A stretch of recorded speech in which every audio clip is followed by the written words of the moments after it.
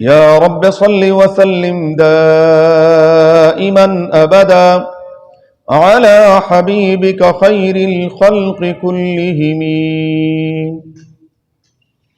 اذان محترم، معزز سامعین کرام،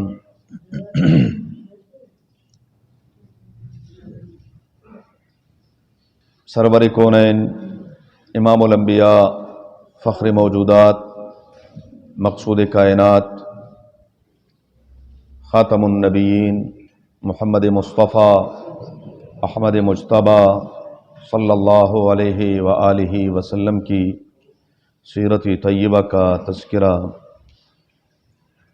چلا آ رہا ہے۔ اللہ تبارک و تعالی ہمیں صحیح بیان کرنے، سننے، سمجھنے اور اس پر عمل کرنے کی بھی توفیق عطا فرمائے۔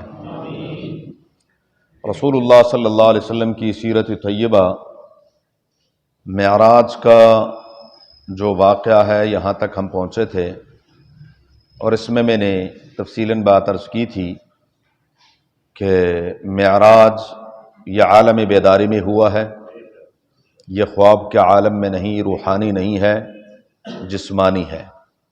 جمہور کا قول ہے یہ، باقی روایات دوسری بھی ہیں، اپنی اپنی جگہ ہیں، لیکن جمہور امت اس پر متفق ہے کہ رسول اللہ صلی اللہ علیہ وآلہ وسلم کا معراج مبارک یہ جسمانی تھا اور عالم بیداری میں تھا، اور قرائن بھی زیادہ اسی طرف ہیں۔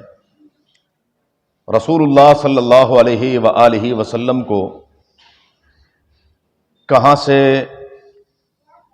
یہ سفر شروع ہوا، کہاں سے لیا گیا، کہاں سے اٹھایا گیا، مختلف روایات ہیں، لیکن اگر قرآن کریم کی آیت کی طرف تھوڑی سی توجہ کی جائے تو یہ تمام باتیں، ان میں کوئی تضاد نہیں پایا جاتا۔ قرآن نے مسجد حرام کا ذکر کیا ہے، اور روایات میں، بعض روایات میں کہ حضور صلی اللہ علیہ وآلہ وسلم کو ام ہانئ، رسول اللہ مبارک کی چچا زاد بہن، سیدنا علی مرتضیٰ رضی اللہ تعالیٰ عنہ کی بہن، ان کے گھر سے لیا۔ بعض روایت میں ہے کہ حضرت زید بن ارقم رضی اللہ تعالیٰ عنہ کا گھر دار ارقم مشہور ہے، وہاں سے لیا۔ بعد میں ہے کہ بیر زمزم، جہاں زمزم کا کنواں تھا، وہاں سے حضور صلی اللہ علیہ وسلم کو، اور قرآن کہتا ہے سبحان الذی اسری بعبدہ لیلا من المسجد الحرام۔ تو مسجد حرام یہ صرف وہ جگہ نہیں ہے جہاں پر آج کل نماز ہو رہی ہے، یہ تو اس دور کی، بلکہ اس دور کا مکہ مکرمہ جو ہے وہ آج جہاں تک مطاف ہے تقریباً یہ مکہ تھا۔ اور اسی حوالے سے میں نے، اللہ کرے کہ ہمارے جو ساتھی ہیں، پرانے سننے والے ہیں، وہ بھولے نہ ہوں، تو میں نے ایک دو جمعے پہلے اس پر گزارش کی تھی کہ جو ہمارے ہاں بڑا چرچا ہوتا ہے اور بڑی بات ہوتی ہے کہ مولود کعبہ، مولود کعبہ، مولود کعبہ، تو میں نے عرض کیا تھا کہ اصل میں یہ مسجد حرام ہے، اور مسجد حرام میں سب کی ولادت ہے۔ مسجد حرام کہتے ہیں حدود حرم کے اندر، جہاں سے حرم شروع ہوتا ہے، اور حدود حرم بڑے دور دور تک ہیں، وہ صرف اور صرف یہ جو بیت اللہ شریف ہے اس کو مسجد حرام نہیں کہتے، یا جہاں پر جو اب برآمدے بنے ہوئے ہیں جہاں لوگ نماز پڑھتے ہیں اس کو مسجد حرام نہیں کہتے۔ ہاں، جو حرم کے اندر رہتے ہیں وہاں پر، وہ اگر آپ جا رہے ہوں تو وہاں آپ نے دیکھا ہوگا کہ ٹیکسی والے وہ کہتے ہیں حرم حرم حرم حرم، تو حرم کا مطلب یہ ہوتا ہے کہ یعنی مسجد حرام جہاں بیت اللہ شریف ہے وہاں تک اگر آپ نے جانا ہے، ورنہ تو حرم سے مراد وہ ہے کہ جس کے اندر پھر کئی لوازمات ہیں، کئی پابندیاں ہیں، اور اس کے بعد اس سے جو باہر زمین ہے اس کو زمین حل کہتے ہیں۔ تو یہ مسجد حرام ہے، مسجد حرام میں یہ تمام کی تمام باتیں بہرحال آ جاتی ہیں۔ رسول اللہ صلی اللہ علیہ وآلہ وسلم فرماتے ہیں کہ مجھے باقاعدہ فرشتے آئے اور اٹھایا اور لے کر آئے حتیم، جہاں بیت اللہ شریف کا یہ بھی تفصیل گزر چکی ہے کہ بیت اللہ کا کچھ حصہ باہر ہے اس تعمیر سے، اس کو حتیم کہتے ہیں، وہاں پر مجھے لٹایا، اور پھر جبریل امین علیہ السلام باقاعدہ سونے کا ایک تس جو ہے، ایک پرات لے کر آئے تھے جس میں زمزم کا پانی لیا اور اس سے میرا سینہ چاک کیا پہلے، اور اندر سے دل کو نکالا، اور پھر اس زمزم کے پانی سے باقاعدہ دھویا۔ یہاں ساتھ ساتھ میں اشارہ کرتا چلوں کہ رسول اللہ صلی اللہ علیہ وآلہ وسلم کی امت کے لیے سونا مردوں کے لیے استعمال حرام ہے. مرد کے لیے سونا مطلقاً حرام ہے، چاہے گھڑی کی صورت میں ہو، چاہے چین کی صورت میں ہو، چاہے انگوٹھی کی صورت میں ہو، چاہے بٹن کی صورت میں ہو، چاہے کچھ بھی ہو. خیر آج کل تو ماشاءاللہ ہمارے نوجوان بچے جو ہیں انہوں نے ترقی زیادہ کر لی ہے، ماشاءاللہ بالیاں بھی پہننے لگ گئے ہیں، ترقی ہو رہی ہے آہستہ آہستہ. مردانگی سے نکل جائیں گے، عورتیں بن نہیں سکتے تو تیسری جنس تو کہیں گئی نہیں ہے، وہ تیسری جنس تقریباً ہو گئے ہیں. تو مردانگی پہ ان کو، آج کل کے نوجوانوں کو اپنے مردانگی پہ بڑا ہی شرم آتی ہے کہ ہم کیوں مرد ہیں، ہم لڑکیاں ہوتی.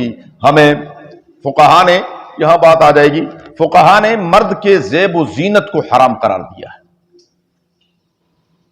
جی کہ وہ کہا جی میں خوبصورت لگوں. خوبصورت، مرد کی خوبصورت، لیس الجمال باثواب تزیننا بل الجمال جمال العلم والادب.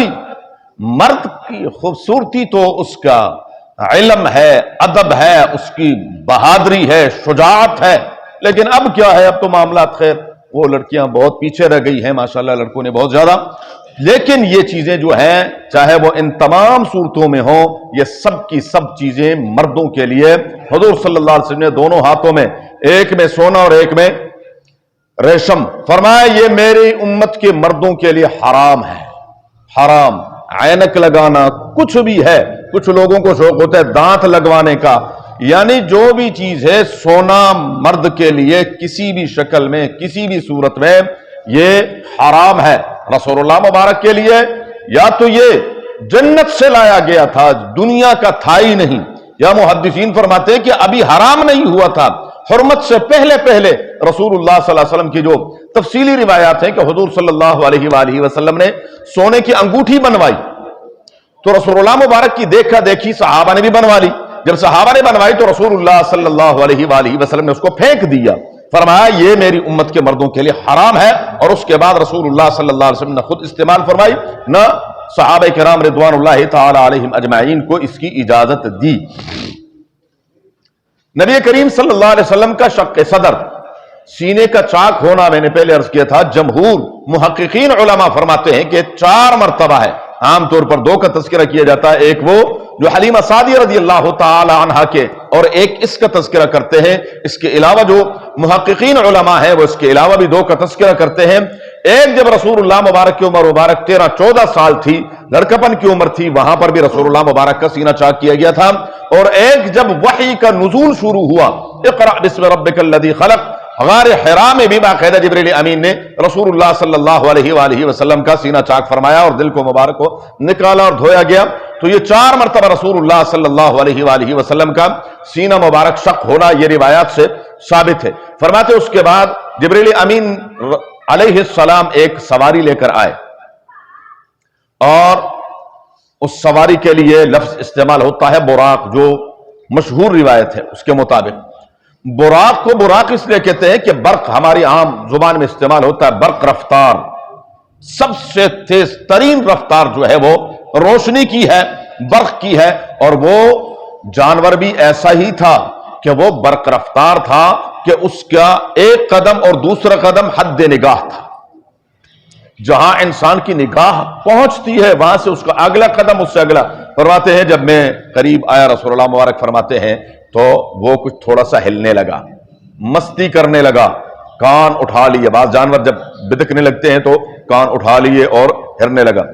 رسول اللہ صلی اللہ علیہ وآلہ وسلم کے بارے میں جبریل امین نے براق سے کہا براق کر کیا رہا تو؟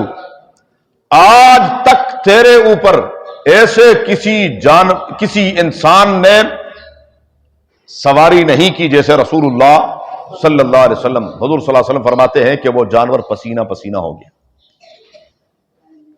اس کے بعد حضور صلی اللہ علیہ وآلہ وسلم کا سفر یہاں سے شروع ہوتا ہے. ایک جگہ پہنچے، جبریل امین علیہ السلام نے فرمایا کہ حضور اتریے اور یہاں 2 رکعت نماز پڑھ لیجیے. 2 رکعت نماز پڑھی، پھر اس کے بعد چل پڑے. اگلی جگہ تھوڑے فاصلے کے بعد فرمایا کہ یہاں پر بھی اتریں، 2 رکعت نماز پڑھیں. پھر تیسری جگہ فرمایا کہ یہاں پر اتریں اور 2 رکعت نماز آپ پڑھ لیں. میں نے جبریل امین علیہ السلام سے پوچھا کہ جبریل یہ 2 رکعت نماز کا کیا ماجرا تھا، مجھے سمجھ نہیں آئی کیا تھا. یہاں کیوں 2 رکعت نماز پڑھی، پھر وہاں.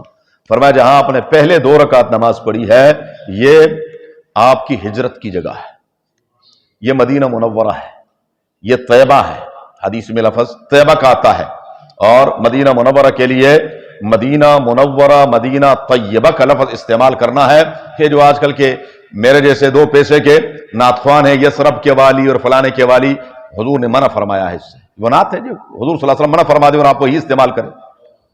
یسرب یہ اس علاقے کا نام تب تک تھا جب تک رسول اللہ صلی اللہ علیہ وسلم نے ہجرت نہیں فرمائی تھی. جب حضور صلی اللہ علیہ وآلہ وسلم نے ہجرت فرما لی اس کے بعد وہ یسرب نہیں رہا، اب وہ مدینہ طیبہ ہے، مدینہ منورہ ہے، مدینہ پاک ہے.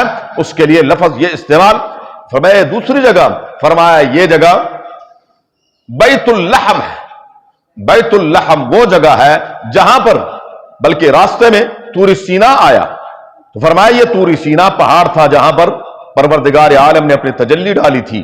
فلما تجلی ربہ للجبل جعلہ دکا وخر موسیٰ صعقا، یہ وہ جگہ تھی جہاں پر پروردگار عالم نے اپنی تجلی ڈالی تھی. تو آپ بھی وہاں پر اتر کر نماز پڑھ لیں. اور فرمایا تیسری جگہ یہ وہ ہے جہاں اللہ تبارک و تعالیٰ کی ایک اور قدرت کا ظہور ہوا تھا، اور وہ سیدنا عیسیٰ علیہ السلام کی ولادت تھی بغیر باپ کے. یہ اللہ کی عظیم قدرت تھی. پروردگار عالم فرماتے ہیں وَلِنَجْعَلَهُ آیَةً لِلنَّاسِ وَرَحْمَةً مِنَّا وَكَانَ أَمْرًا مَقْضِيًّا. پروردگار عالم نے اپنی قدرت کی نشانی بتایا ہے. سے علماء نے مسئلہ نکالا ہے کہ اگر کوئی ایسی جگہ ہو تو جہاں پر کیا ہے کوئی اللہ والے ہوں، کوئی اللہ والوں کی رہائش ہو، کوئی اللہ والے وہاں پر اٹھک بیٹھک کی ہو، تو وہاں پر ہم تو جا کر سب سے پہلے اب ایک ہی کام رہ گیا نا، سیلفی لینا. سب سے بڑی نیکی کیا ہے؟ سیلفی لے کے ٹھک کر کے اس کو اپلوڈ کر دیں. بس اس سے بڑی نیکی دنیا میں اور کوئی نہیں رہی. سب سے بڑی نیکی حضور صلی اللہ علیہ وسلم کے مواجہ شریف کے سامنے، کیا بات ہے جی، حجر اسود کا بوسہ لیتے ہوئے ملتزم پر کھڑے ہوئے حتیم کے اندر، کیا ہے؟ خدا کا خوف کرنا چاہیے. خدا کا خوف کریں. خدا را الحمدللہ ثم الحمدللہ جس مشرب سے ہم پینے والے ہیں، جہاں کا ہم نام لینے والے ہیں، وہ آج تک 2 پیسے کے مولویوں کی طرح وہ اس بات سے کبھی بھی متفق نہیں ہے. علماء دیوبند، دارالعلوم دیوبند کا فتویٰ آج بھی اس کے خلاف ہے اور انشاءاللہ رہے گا. جی ضرورت اور چیز ہے.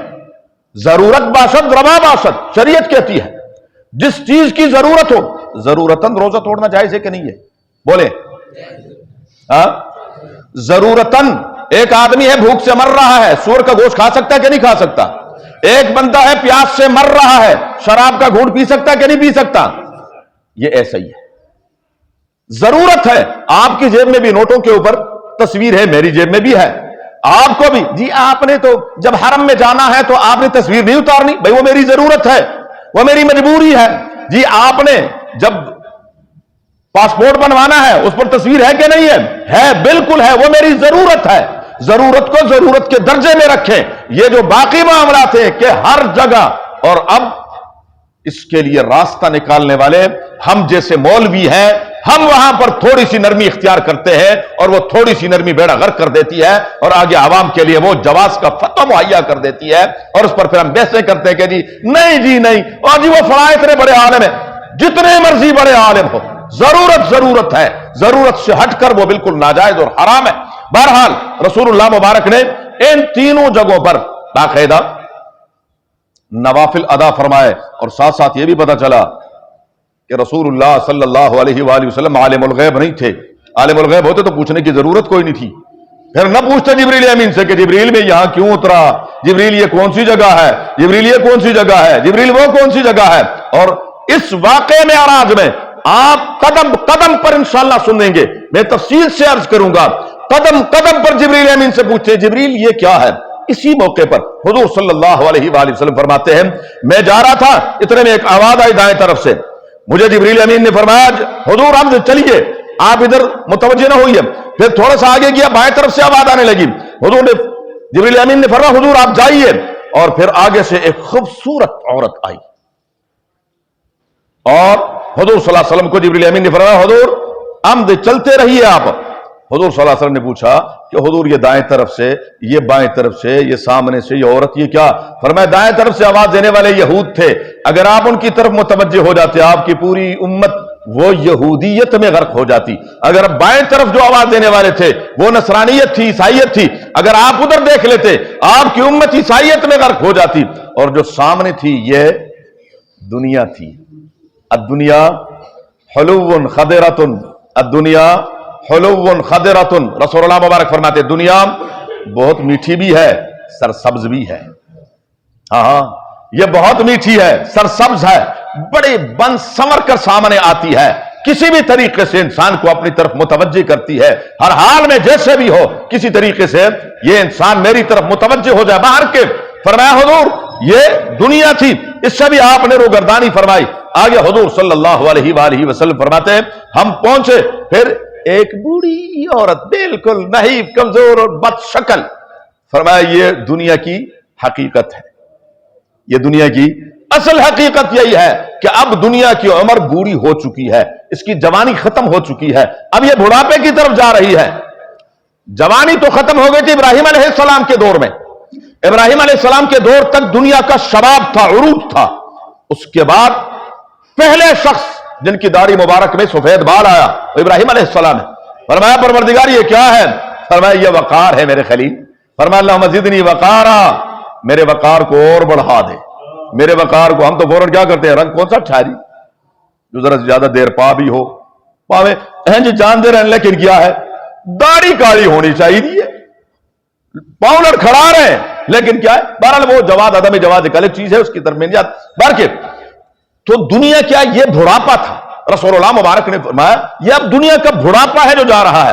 فرماتے ہیں جب بیت المقدس پہنچے جبریل امین نے ایک بہت بڑی چٹان تھی صخرہ، اس میں یوں انگلی ماری، سوراخ ہوا اور سواری کو باندھ دیا. سبق تھا انسانیت کے لیے قیامت تک آنے والے رسول اللہ مبارک کی امت کے لیے کہ کیا کریں. گفت پیغمبر با آواز بلند، بر توکل پائے استر راببن. شیخ سعدی رحمت اللہ علیہ فرماتے ہیں اللہ کے نبی نے بآواز بلند فرمایا او بھائی توکل یہ ہے کہ مضبوط تالا لے کر آپ اپنی موٹر سائیکل کو لگا دیں، مضبوط تالا، گھر کا دروازہ مضبوط بند کر کے تالا بند کر دیں، پھر کہیں توکلت علی اللہ. اسباب اپنانے ہیں، اسباب اپنا کر پھر اللہ کی ذات پر بھروسہ کرنا ہے. یہ توکل نہیں ہے کہ آپ اسباب کو چھوڑ دیں کہ نہیں میں تو بڑا متوکل علی اللہ ہوں جی، نہ دوائی استعمال کرے نہ کچھ کرے، ادھر بیوی بچے جو ہے وہ نہیں جی بڑا متوکل علی اللہ ماشاءاللہ جی سبحان اللہ. بعض اوقات جو ہے وہ جذبات بھی گروہ میں بہہ جاتا ہے، کوئی کہاں چلا جاتا ہے، بعد میں پھر گالیاں دے رہا ہوتا ہے مولوی نے چکر چاہ کہ جی میں اپنی پکی نوکری سے چھاڑ دی تھی تے بعد جو ہم پھر ذرا تعاون کریں جی میرے ساتھ. نہیں، کوئی کسی کی طرف سے یہ نہیں ہے. پہلے اپنے بعد اوقات کوئی تقریر کرتا ہے یا کوئی بات ہو جاتی ہے وہ جذبات میں آ کر جی نہیں یہ بینک کی نوکری ہے میں نہیں کرنی، چھوڑ دی، اور پھر کیا کرتا ہے وہ جی آپ نے تقریر کی تھی ذرا کسی سے فرما دیجئے میرے ساتھ ذرا تعاون کریں. کس نے کہا آپ کو چھوڑیں؟ اس کا متبادل دیکھیں، کم پیسوں والی دیکھ لیں، وہاں زیادہ پیسے ملتے ہیں دوسری جگہ کم ملیں گے، لیکن بغیر متبادل کے کس نے فتویٰ دیا آپ کو؟ یہ آپ کا اپنے پیٹ کا فتویٰ ہے، کسی عالم کا نہیں ہے. توکل یہ ہے کہ پہلے اسباب کو اپنائیں، اسباب اپنا لیے، دوائی لی، اور آپ کا عقیدہ یہ ہے کہ ٹھیک کس نے کرنا ہے؟ اللہ نے. جی ٹھیک اللہ نے کرنا ہے. آپ اپنی تگ و دو کر رہے ہیں، حرکت کر رہے ہیں، آپ مسلسل جہد کر رہے ہیں، اور اس محنت کے بعد نتیجہ کس پر چھوڑ رہے ہیں؟ اللہ پر. کہ کرنا کس نے ہے؟ اللہ نے. یہ ہے توکل. ورنہ تو جبریل امین کے لیے جو صرف رسول اللہ مبارک کے بارے میں انہوں نے تعارف کر دیا تو براق کہیں ہل سکتا تھا؟ اور اگر جاتا بھی تو جبریل امین سے کہاں جاتا؟ جبریل امین سے کہاں جاتا؟ کیا وہ جبریل امین سے رفتار میں تیز تھا؟ نہیں، کچھ بھی نہیں. جبریل امین کی رفتار کہیں زیادہ. روایت میں آتا ہے جبریل امین کی رفتار کے بارے میں رسول اللہ مبارک فرماتے ہیں کہ ان کا ایک قدم پہلے، دوسرا دوسرے، تیسرے آسمان پر. ایک آسمان سے دوسرے آسمان 500 سال کی مسافت، اور ان کے لیے کیا ہے؟ سیڑھیاں ہیں، وہ یوں چڑھتے ہیں۔ یہاں بعض روایت میں آتا ہے جبریل امین سے پوچھا گیا کہ آپ، فرمایا بس صرف اتنا ہے کہ جب یوسف علیہ السلام کے بھائیوں نے حضرت یوسف کو دھکا دیا کنویں کے منڈیر سے اور میں 7ویں آسمان پر تھا، رب العالمین نے فرمایا جبریل میرے یوسف کو کوئی تکلیف نہ پہنچے۔ یوسف علیہ السلام ابھی نیچے پانی تک نہیں پہنچے تھے کہ میں پہنچ گیا تھا۔ ان کے لیے براق پکڑنا کیا مسئلہ تھا، لیکن حکم دیا کہ نہیں، اسباب اپنائیں اور پھر کیا کریں؟ نظر مسبب الاسباب پر ہو، پھر توکل کریں، خوب محنت کریں، پھر اپنا نتیجہ رب پر چھوڑ دیں کہ ربا یہ تیرا کام ہے، اب تیری مرضی ہے۔ اس رب العالمین کے سامنے پیش بھی کرنا ہے، مانگنا بھی ہے، دعا بھی کرنی ہے، اور اسباب بھی اپنانے ہیں۔ اس کے بعد حضور صلی اللہ علیہ وسلم فرماتے ہیں کہ اندر گئے تو اندر صفیں تیار تھی، اور ان صفوں میں انبیاء علیہم السلام موجود تھے۔ دونوں روایتیں ہیں، بعض روایات میں یہ ہے کہ، اور بعض علماء نے دونوں کو صحیح قرار دیا ہے کہ انبیاء علیہم السلام استقبال کے لیے بھی آئے تھے اور پھر بعد میں چھوڑنے بھی آئے تھے، اور بعض کی رائے یہ ہے کہ نہیں، استقبال کے لیے آئے ہیں لیکن چھوڑنے کے لیے، اور بعض کی رائے یہ ہے کہ نہیں، چھوڑنے کے لیے تو آئے لیکن دونوں کے اپنے اپنے دلائل ہیں، کیونکہ آگے پھر تعارف بھی ہوتا ہے۔ ہر آسمان پر جا کر انشاءاللہ تفصیل آئے گی کہ جو آسمانوں پر انبیاء علیہم السلام ہیں ان کے ساتھ باقاعدہ رسول اللہ مبارک کا تعارف کیا جا رہا ہے، جبریل امین تعارف کرواتے ہیں حضرت آدم علیہ السلام کے ساتھ، عیسیٰ علیہ السلام کے ساتھ، یوسف علیہ السلام کے ساتھ، ابراہیم علیہ السلام کے ساتھ، موسیٰ اور ابراہیم علیہ السلام، ان تمام انبیاء علیہ السلام کے ساتھ باقاعدہ تعارف ہوتا ہے۔